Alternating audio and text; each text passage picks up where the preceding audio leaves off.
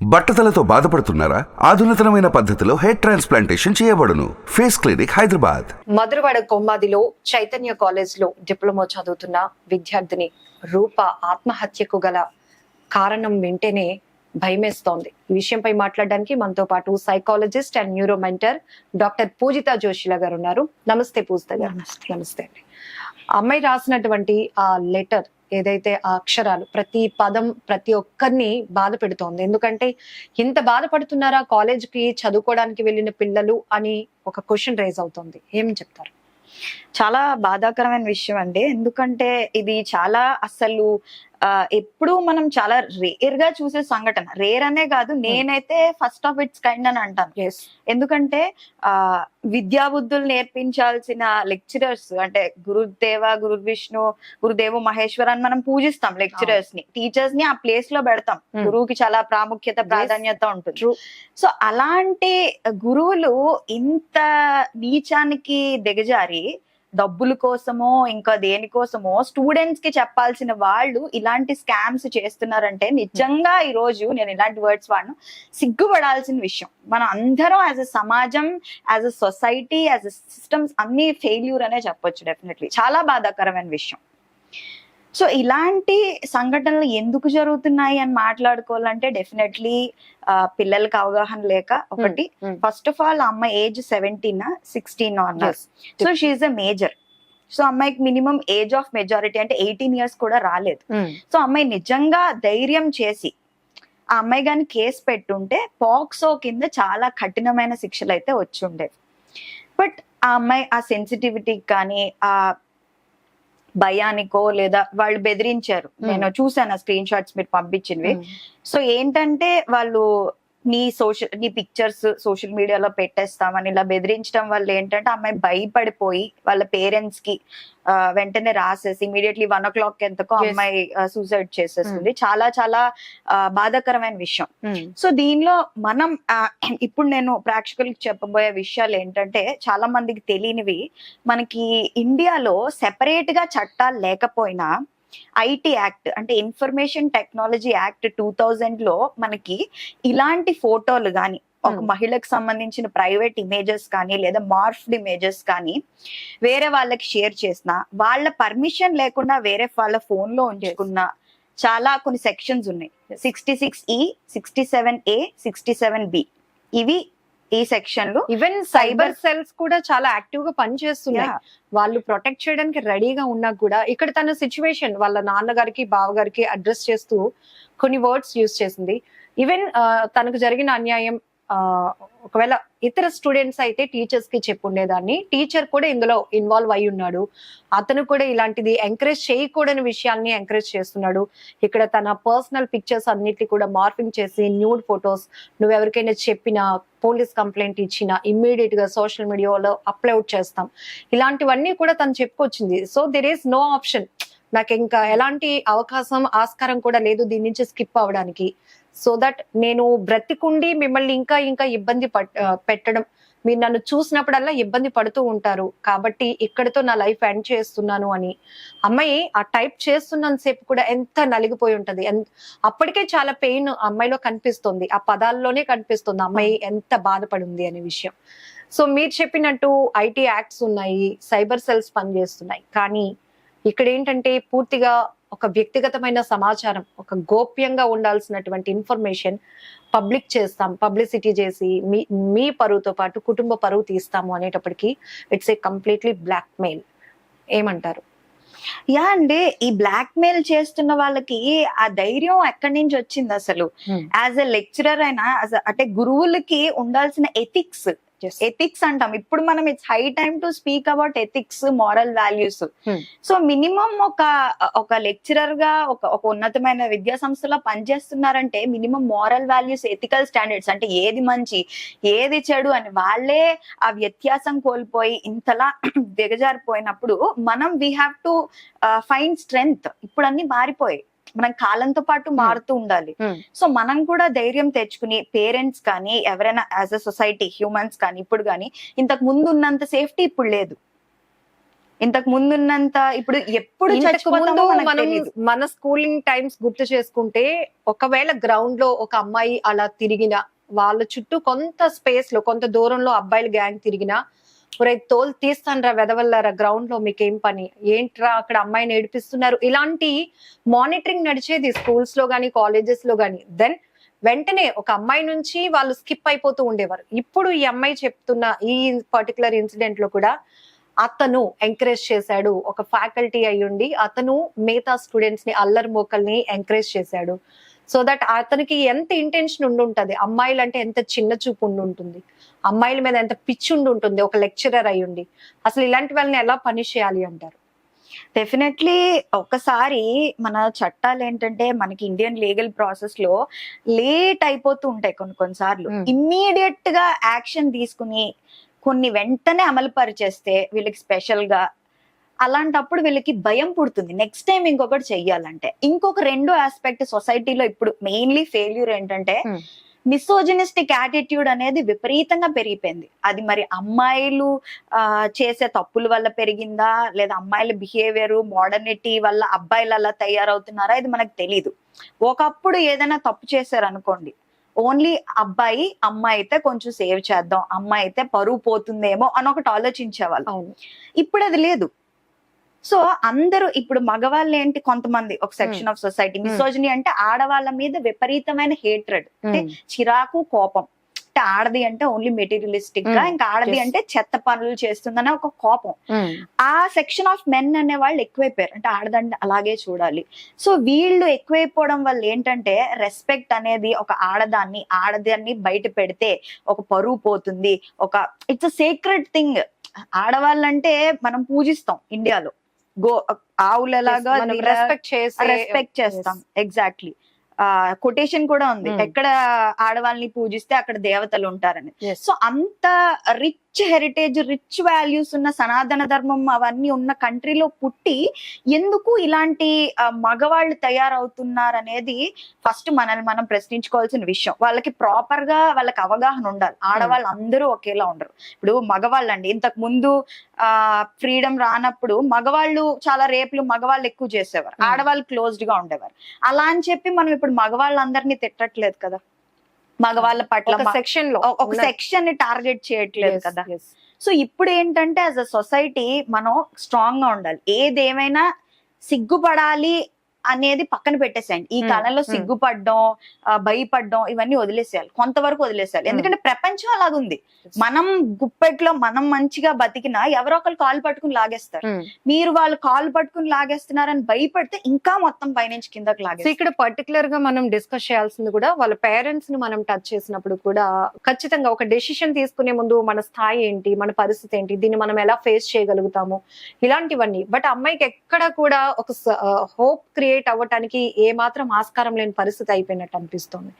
So అక్క బాబా మీరు జాగ్రత్తగా ఉండండి, న్యూ బేబీకి కూడా మీరు లైఫ్ ఇవ్వబోతున్నారు, హ్యాపీగా ఉండండి. నా వల్ల అసలు మన ఫ్యామిలీ డిస్టర్బ్ అవ్వకూడదు ఎక్కడ కూడా. ఎక్కడితో నేను ఎండ్ అయిపోతే, నా లైఫ్ ఎండ్ అయిపోతే ఇదంతా క్లోజ్ అయిపోతుంది. లేదంటే మన పరువుకు సంబంధించి ప్రతి ఒక్కరూ రోడ్డు ఎక్కాల్సిన పరిస్థితి తీసుకొస్తాము అంటున్నారు, ఇది బెదిరిస్తున్నారు. కాబట్టి నేను ఇంకేం చేయలేకపోతున్నాను, సూసైడ్ తప్ప అని. చాలా దారుణమైన ఘటన. ఎందుకంటే ఇక్కడ మెచ్యూరిటీ పరంగా చూసినా అమ్మాయి అంత హై లెవెల్లో ఆలోచించే పరిస్థితి లేదు. పోనీ ఫైనాన్షియల్ గా స్ట్రెంగ్త్ ఉంది అంటే అది కూడా కాదు. పూర్ ఫ్యామిలీ, పేరెంట్స్ కి చెప్పిన, ఈవెన్ వాళ్ళ నాన్నగారికి కూడా ఇంగ్లీష్, అంటే తను తెలుగు టెక్స్ట్ ని ఇంగ్లీష్ లెటర్ లో కొట్టింది టైపింగ్ అనేది, అది కూడా చదవలేని అటువంటి సెక్షన్ లో ఉంది ఫ్యామిలీ. ఎటు చూసినా ఇలాంటివి రూరల్స్ నుంచి గ్రామీణ స్థాయి నుంచి వచ్చి సిటీ కల్చర్ కి ఇక్కడ మనం ఖచ్చితంగా ఇక్కడ ఫేస్ చేయాల్సినవన్నీ ఎదుర్కొని చదువుకోవాలి. మనం గ్రామీణ ప్రాంతాల నుంచి వచ్చిన ఇలాంటి వాటిల్లో చాలా మంది ఉన్నారు. కానీ టెక్నాలజీ పరంగా వాళ్ళకి అంత నాలెడ్జ్ లేకపోవడం వల్ల కొన్ని విషయాల్లో తెలియకుండానే ఇరుక్కుపోయే పరిస్థితి కూడా. ఇలాంటివి ఏర్పడినప్పుడు చావు ఒకటే కాదు, అక్కడితో జీవితాన్ని ముగించేసి కుటుంబానికి తీరని లోటు ఇవ్వడం కాదు. ఎలా ఫేస్ చేయాలంటారు? సైకలాజికల్ గా ఈ అమ్మాయి ఇంకొక ఆలోచన చేస్తుంటే ఇది ఎలా ఫేస్ చేయగలిగి ఉండేది అంటారు? సో ఒకటండి, ఎవరో ఒకళ్ళు అమ్మాయి ఏజ్ ఆఫ్ మెజారిటీ కూడా రాలే, 18 కన్నా తక్కువ ఇయర్స్ లో ఉంది కాబట్టి. అండ్ మీరు చెప్తున్నట్టు అమ్మాయి ఒక రూరల్ బ్యాక్గ్రౌండ్ నుంచి వచ్చింది, వాళ్ళ పేరెంట్స్ కి ఎక్స్పోజర్ లేదు, అవేర్నెస్ లేదు. సో ఇప్పుడు ఏంటి, అన్ని తెలిసిన వాళ్ళే తట్టుకోలేకపోతున్నాం. మనమే చాలా ఉత్తుని చిన్న మార్క్ ఎక్కడ దొరుకుతుందా అని అందరూ వెతుకుతూ ఉంటారు. అలాంటిది అన్ని కన్స్ట్రెంట్స్ ఉన్న వీళ్ళకి అవేర్నెస్ క్యాంపెయిన్స్ అనేవి, నేను ఎప్పుడు ఇది చెప్తా, అవేర్నెస్ క్యాంపెయిన్స్ అనేవి ఎక్కువ ఇంపార్టెంట్. అది మనం కింద నుంచే చేయాలి. అంటే రూరల్ నుంచి చిన్న గ్రామాలు, కుగ్రామాలు, ఇప్పుడు చూసారా అంగన్వాడీ వర్కర్స్ కానీ వాళ్ళు మెడికల్ వాళ్ళని పంపిస్తూ ఉంటారు, పంపించి డెలివరీలు ఎలా చేయాలి అవన్నీ నేర్పిస్తూ ఉంటారు. మోటివేషన్ చాలా యూజ్ అవుతుంది కూడా. మోటివేషన్ ఒకటే కాదు, మోటివేషన్ అంటే ఏంటి, చూసినంతసేపు బాగుంటది, చూసడం ఆపేసిన తర్వాత దాని వల్ల మనకు మోటివేషన్ వాళ్ళు యూజ్ ఏం లేదు చేయకపోతే. మోటివేషన్ కాదు ఇక్కడ ఇవ్వాల్సింది, ఇన్ఫర్మేషన్ ఇవ్వాలి. ఒకవేళ నువ్వు ఇలాంటి పరిస్థితి వస్తే నువ్వు ఏం చెయ్యాలి. మనకి IRWA అని ఒకటి ఉంది, indecent representation of women act అని. అది మహిళా కమిషన్ కి వెళ్ళి డైరెక్ట్లీ వెళ్ళి ఎవరైనా ఒక అమ్మాయి డెఫినెట్లీ తీసుకుంటారు. వెళ్ళి కంప్లైంట్ ఇస్తే డెఫినెట్లీ కఠినమైన చర్యలు ఉంటాయి. ఇంకొకటి ఏంటంటే మీరు ఇందాక అన్నారు కదా cyber crime police station. So అందరికి కనిపించేస్తుంది వెబ్సైట్ లో, వాళ్ళు బెదిరిస్తున్నారు కదా. సో ఎవరికైనా ఇది నేను జస్ట్ ఫర్ ఇన్ఫర్మేషన్ అవేర్నెస్ చెప్తున్న విషయం ఏంటంటే, ఏ వెబ్సైట్ లో ఉన్నా ఏ లింక్ లో ఉన్నా 99.9% వాటిని రిమూవ్ చేసేస్తారు. అండ్ కేసు కూడా ఫస్ట్ బ్లాక్ చేసేస్తారు. సో అంతవరకు మీకు సేఫ్టీ వస్తుంది. అలా కాదు వెనకడిగేసి మీరు భయపడుతున్నారు ముందుకి స్టెప్ వేయడానికంటేనే మిమ్మల్ని ఎవరైనా పట్టుకుని కిందకి లాగుతారు. ఫస్ట్ మీరు వెళ్ళిపోయి అక్కడ డెఫినెట్లీ కంప్లైంట్ అయితే ఇవ్వాలి. మీకు మామూలు పోలీస్ స్టేషన్ ఇదవ్వదు పని అవ్వదు అనుకుంటే మహిళా కమిషన్ కి డెఫినెట్లీ వెళ్ళిపోవాలి. 99% తీసుకుంటారు. సివియర్ ఇంపార్టెన్స్ ఎమర్జెన్సీ కేసులు తీసుకుంటారు. ఇంకా అది అవ్వలేదంటే అప్పుడు ఇంకా నెక్స్ట్ రిజార్ట్ ఏంటని చూడాలి. కానీ maximum it can be done. So ఇది ఈ ఏజ్ అమ్మాయిలందరికీ తెలియాలి, టీనేజర్స్ నుంచి అందరికీ తెలియాలి. ఇలా బెదిరిస్తే ఫస్ట్ పోలీస్ కంప్లైంట్ సరే ఎలాంటి పోలీస్ స్టేషన్ కి వెళ్ళాలి. చాలా మంది భయపడిపోతారు, మేము చెప్తే తీసుకుంటారా లేదా, అలా ఏం లేదు. సింగిల్ గా ఒక అమ్మాయి వెళ్ళి రిటర్న్ గా కంప్లైంట్ ఇచ్చి విత్ ప్రూఫ్స్, కాకపోతే ఫోన్ లోంచి డిలీట్ చేయకూడదు, ఏవి స్క్రీన్ షాట్స్ అవి తీసుకోరు ఎవిడెన్స్ కింద. ఎవిడెన్స్ యాక్ట్ ప్రకారం మీరు డైరెక్ట్ గా ఏదైనా ఎవిడెన్స్ స్క్రీన్ షాట్ రూపంలో కాకుండా మీ ఫోన్ లో స్టోర్ అయ్యి ఉండాలి. వాటిని ఎవిడెన్స్ కింద చూపిస్తే డెఫినెట్లీ తీసుకుంటారు.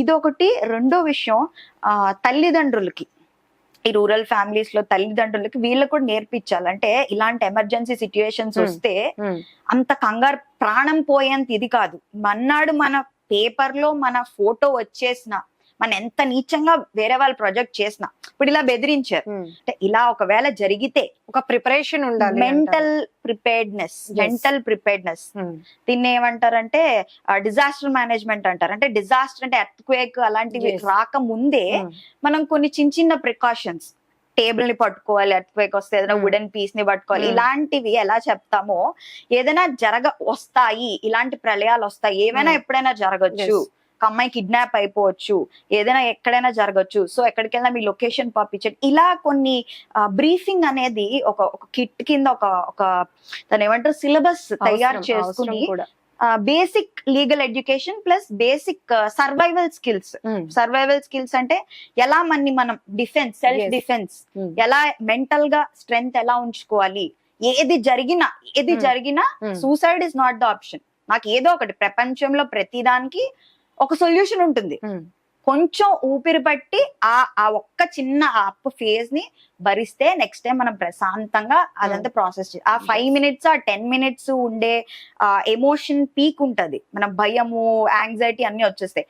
అది కొంచెం హోల్డ్ చేసుకుని, ఆ కొంచెం ఎలా హోల్డ్ చేస్తారు, మీకున్న నాలెడ్జ్ తో హోల్డ్ చేస్తారు. టెన్షన్ ఉంటుంది ఒప్పుకుంటా, కానీ ఐఎమ్ ఎక్విప్డ్, అంటే నా దగ్గర అన్ని సామాన్లు ఉన్నాయి. ఇప్పుడు వెళ్ళినప్పుడు టైర్ పంక్చర్ అయిపోయింది, నా దగ్గర అన్ని ఉన్నాయి, నేను కొట్టుకోగలను, నాకు తెలిసి నేను ఎలా టైర్ మార్చాలో అన్నప్పుడు మీకు ఒక ధైర్యం ఉంటది. ఒక 2-3 గంటలు ఆగిపోయినా, ఒక రోజంతా ఆగిపోయినా తర్వాత మీకు కాస్త స్పేస్ ఇస్తాం.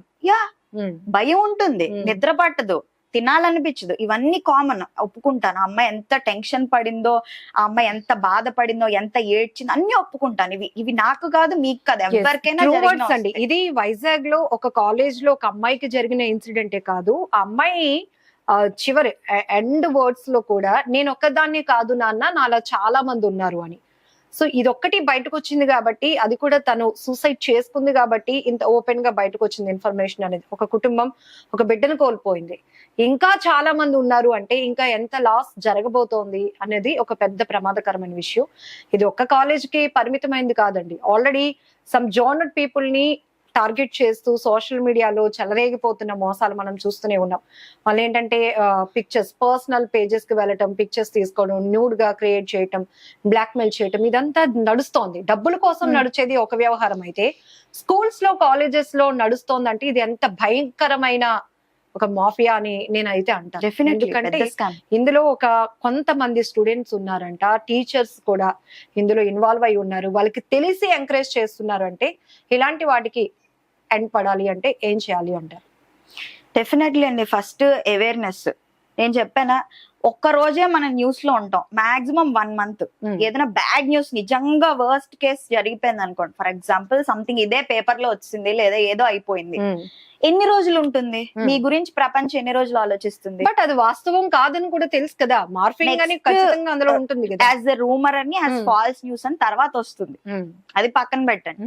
ఎన్ని రోజులు ఉంటుంది? మీ గురించి ఎన్ని రోజులు ఆలోచిస్తారు? మహా అయితే నెల, 2 నెలలు, 3 నెలలు, 4 నెలలు, 5 నెలలు. చచ్చిపోయిన వాళ్ళ గురించి 5 నెలల కన్నా ఎక్కువ ఇంట్లో వాళ్ళే ఆలోచించలేరు. అదొక న్యూస్ కింద. మళ్ళీ కొత్త టాపిక్ వస్తుంది, కొత్త టాపిక్ వెళ్ళిపోతారు. ఈలోగా ప్రాణాలు తీసుకోవడము, ఈలోగా ఇంకెవరినో ప్రాణాలు తీసేయడం ఎవరికి లాస్? ఇప్పుడు నీ పేరెంట్స్ కి, అమ్మాయి వాళ్ళ పేరెంట్స్ కి ఎంత బాధ, వాళ్ళ సిస్టర్ కి ఎంత బాధ. మెసేజెస్ చూసాను, పోలీస్ వస్తున్నారు కాలేజ్ కి, నువ్వు ఈలోగా ఏం చేసుకోకని వాళ్ళ సిస్టర్ రాసింది. అవును, అమ్మ రూపా ఫోన్ ఎత్తమ్మా, టెన్షన్ పెట్టకమ్మా అంటున్నారు. ఆ అమ్మాయి కాల్ ఎత్తకపోవడం కూడా అమ్మాయికి ఉన్న భయం, విపరీతమైన భయం. సో మరి ఎలాంటి సిచ్యుయేషన్స్ లో వాళ్ళు పెట్టారో అమ్మాయిని మనకు తెలీదు. సో కాబట్టి ఈ అవేర్నెస్ ఉండాలి. ఫస్ట్ ఆఫ్ ఆల్ భయపడకండి దేనికి, టీనేజర్స్ కానీ ఎవరు కానీ. మెయిన్లీ ఇలాగ లో ఎకనామికలీ మామూలుగా ఉండే అంటే ఫార్మర్స్, ఇట్లాంటి చిన్న చిన్న పనులు చేసుకునే వాళ్ళ తాలూకా పిల్లల మీద ఎక్కువ టార్గెట్ చేస్తున్నారేమో అని నాకు అనిపిస్తుంది. ఖచ్చితంగా. ఎందుకంటే వాళ్ళకి చెప్పినా ఏం చేయరు. అండ్ ఫైనల్లీ మీకు సుమన్ టీవీ నుంచి ఒక విషయం అయితే నేను చెప్పాలనుకుంటున్నాను. సైబర్ వింగ్ కూడా చాలా యాక్టివ్ గా పనిచేస్తుంది. ఎప్పటికప్పుడు ఈ ఏవైతే ఐటీ యాక్ట్స్ ఇంప్రూవ్మెంట్ అవుతున్నాయో, వాటిలో చేంజెస్ ఉంటున్నాయో, ఇవన్నీ కూడా చూస్తున్నాం. టెక్నాలజీ కూడా ఆ స్థాయికి డెవలప్ చేస్తూ పోలీస్ డిపార్ట్మెంట్ కూడా పనిచేస్తోంది. ఇక్కడ ఇంకొకటి, పిల్లలు అనుకుంటున్నారు మేము కాలేజ్ స్టూడెంట్స్ మాకే ఇలా జరుగుతోందేమో, పరువు పోతుందేమో అనుకుంటున్నారు. కానీ చాలా వింగ్స్ లో చాలా మంది ఉమెన్స్ ని టార్గెట్ చేస్తూ జరుగుతున్నాయి. ఈవెన్ ప్రొఫెషనల్ డాక్టర్స్ కూడా వీటికి బలై ఉన్నారు. బట్ దే హ్యావ్ నాలెడ్జ్, వాళ్ళకి నాలెడ్జ్ ఉంది కాబట్టి ఎలా అప్రోచ్ అవ్వాలి, ఎలా ఆ రిస్క్ నుంచి బయటపడాలి, ఆ ప్రమాదం నుంచి బయటపడాలి అనేది వాళ్ళు ప్లాన్ చేసుకుంటున్నారు. అలా అంటే అంతా కూడా చనిపోవడానికి రెడీ అయిపోతే ఇలాంటి డ్యామేజ్ జరిగినప్పుడు సూసైడ్, డెత్ రేట్ చాలా పెరుగుతూనే ఉంటుంది. ట్రోలింగ్ అండి, ట్రోలింగ్. ఎప్పుడు ఎవరు ట్రోలింగ్ కి ఇదవుతారో మనం చెప్పగలమా? ప్రిపేర్ అయిపోవడమే. ముందు మెంటల్ గా వర్స్ట్ కేస్ సినారియో ప్రిపేర్ అయిపోండి. రెండో స్టెప్ ఏంటంటే ఆ వర్స్ట్ కేస్ సినారియోని బ్రీత్ చేసి నేను ప్రశాంతంగా ఉండి దాని నుంచి నేను ఎలా బయటపడతాను. డిపార్ట్మెంట్ ఓపెన్ గా చెప్తోంది, ప్రతి ఒక్కరికి ఒక అవేర్నెస్ కూడా ఇస్తోంది. ఇప్పుడు మనకి సోషల్ మీడియాలో గానీ సైబర్ నేరగాళ్ళు విపరీతమైన ధోరణి, చాలా అడ్వాన్స్డ్, చాలా వరస్ట్ బిహేవియర్స్ జరుగుతున్నాయి. ప్రిపేర్ తో ఉండండి, ప్రిపరేషన్ కావాలి. ఇలాంటివి ఏం జరిగినా మేము ఉన్నామని చెప్తున్నారు వాళ్ళు కూడా. సో దట్ వెంటనే ఇంకా మా పరువు పోయింది, మేము చచ్చిపోవడం ఒకటే మార్గం అనుకుంటే, మన మీద డిపెండ్ అయిన ఫ్యామిలీ మెంబర్స్ కోసం ఒక్క క్షణం ఆలోచిస్తే ఈ డ్యామేజ్ ఆ ఫ్యామిలీలో జరుగుండేది కాదేమో మేబీ. సో ఖచ్చితంగా ఇలాంటి వాటికి కౌన్సిలింగ్ కూడా అవసరం. అందుకే మెంటర్స్ కూడా అవైలబుల్ గా ఉంటున్నారు, సైకాలజిస్టులు. జస్ట్ మీరు పర్సనల్ గా ఇంట్లో వాళ్ళతో డిస్కస్ చేయకపోయినా మీకు నియర్ లో ఉన్న, లేకపోతే గూగుల్ సెర్చ్ చేసి మనకు దగ్గరలో ఉన్న సైకాలజిస్ట్ ని ఎవరైనా అప్రోచ్ అయ్యి, ఇది జరుగుతోంది, నా నూడ్ ఫొటోస్ బ్లాక్ మెయిల్ చేస్తున్నారు, నేను ఏం చేయాలి అన్న వాళ్ళు మోటివేషన్ మీ నుంచి ఒక కౌన్సిలింగ్ కూడా వాళ్ళకి దొరుకుతుంది. వాళ్ళు అనుకుంటారు చాలా మంది ఏంటంటే సోషల్ మీడియా బిహేవియర్ మీద ట్రాక్ ఉండదు అని. ఒక్కసారి సైబర్ క్రైమ్ లో మీరు వాళ్ళు గట్టిగా ఇచ్చేసారంటే వాళ్ళు ఎన్ని ఐడియాస్ నుంచి ఆపరేట్ చేస్తున్నారు, ఏ మెసేజెస్ ఎవరికి పంపిస్తున్నారు, ఇవన్నీ కూడా ఈజీగా ట్రేసబుల్. అండ్ భయపడిపో ఎవరైనా మేము ట్రోల్ చేసినా, ఏదైనా కామెంట్స్ పెట్టినా, మెసేజ్లు చేసినా అవి ఎవరో చూస్తారని డిలీట్ మాత్రం చెయ్యొద్దు, మొహమాట పడి. ముందు చాలా మందికి డిలీట్ చేయకండి, ఏ కామెంట్, ఏ బ్యాడ్ కామెంట్ డిలీట్ చేయకండి. ఎందుకంటే ఒక బ్యాడ్ కామెంట్ వాళ్ళ బిహేవియర్ ని చూపిస్తుంది, మీ బిహేవియర్ ని కాదు. వాళ్ళు ఏం పెడతారో వాళ్ళు that's Yes. The reflection of them. Hmm. అదొక కనిపించాలి అందరికి. మీరు మెసేజ్లు కానీ ఏవి కానీ డిలీట్ చేయొద్దు. వీలైతే రికార్డింగ్స్ కానీ ఏవైనా ఉంచుకోండి. అది Hmm. నేను చెప్పేది. మనకి అవైలబుల్ గా ఉన్న దిశ గానీ లేకపోతే సైబర్ సెల్ ఈ డిపార్ట్మెంట్ ని కూడా మీరు పర్సనల్ గా వెళ్ళి కలవచ్చు. సిఐస్ కానీ అక్కడ కూడా ఉమెన్ పోలీస్ ఉంటారు. వాళ్ళు సీక్రెట్ గానీ మన కేసుని కూడా ఫాలోఅప్ చేస్తూ ఉంటారు. ఇందులో తప్పు చేసిన వాళ్ళు భయపడకుండా వాళ్ళని ప్రొటెక్ట్ చేస్తూ బాధితులు చనిపోవడం అనేది ఇక్కడ చాలా బాధాకరమైన విషయం. బట్ ఎవరైనా గనుక ఈ వీడియో చూసిన వాళ్ళు ఎవరైనా ఇట్లా సఫరర్స్ ఉండుంటా లేకపోతే ఫ్రెండ్స్ లో గానీ ఎవరైనా షేర్ చేసుకున్నా వాళ్ళకి ఒక ధైర్యంగా మీరు ముందు నిలవండి. ఇలా మనకు కావాల్సిన అవేర్నెస్ అయితే ఖచ్చితంగా అందరూ అందుబాటులో ఉన్నారు. అన్ని వింగ్స్ లో అందుబాటులో ఉన్నారు. డాక్టర్స్ ని కన్సల్ట్ చేయొచ్చు, పోలీస్ ని అప్రోచ్ అవ్వచ్చు, ఇలా బోల్డ్ ఉన్నాయి. ఇంకా అంతకు మించి మన కుటుంబమే మనకి పెద్ద ధైర్యం. అసలు ముందు మన ఫ్యామిలీ మెంబర్స్ లో ఎవరో ఒకరిని మనం ప్రొటెక్ట్ చేస్తారు అనే ఒక నమ్మకంతో వాళ్ళకి ముందు మనం షేర్ చేసుకున్నా. ఇంకోటి ఏంటంటేనండి, Solution ఒక్క లాస్ట్ పాయింట్, Hmm. వీళ్ళ తాలూకా ఫ్రెండ్స్ ఉంటారు కొంతమంది. వీళ్ళకి నాలెడ్జ్ ఉండి వీళ్ళకి ధైర్యం ఉన్నా వాళ్ళు ఏంటంటే ఎందుకులే వద్దులే అని ఆపుతూ ఉంటారు కొంతమంది. ఇలాంటి ఫ్రెండ్స్ నుంచి దూరంగా ఉండండి. పాయింట్ దూరంగా ఉండండి, లేదా వాళ్ళ మాట వినకండి. మీ స్టాండ్ మీరు తీసుకోండి. అంతేగాని ఒకళ్ళెవరో ఉంటారు గ్రూప్ ని మొత్తం చెడగొట్టే వాళ్ళు. వీలైతే వాళ్ళని మీరు కౌన్సిల్ చేసి మీరు మార్చండి. మార్చుకోలేకపోతే మీ ఇన్ఫర్మేషన్ ని మీరు వాడుకోండి. అది అలా లాగేస్తూ ఉంటారు చాలా మంది. అవును. ముందుకెళ్ళి కంప్లైంట్ ఇద్దాం అంటే ఎందుకులే అని భయపడిపోతూ అది వద్దు. Have to act on it. చాలా ఇంపార్టెంట్ ఇది కూడా. థ్యాంక్ యూ సో మచ్ పూజిత గారు. నమస్తే.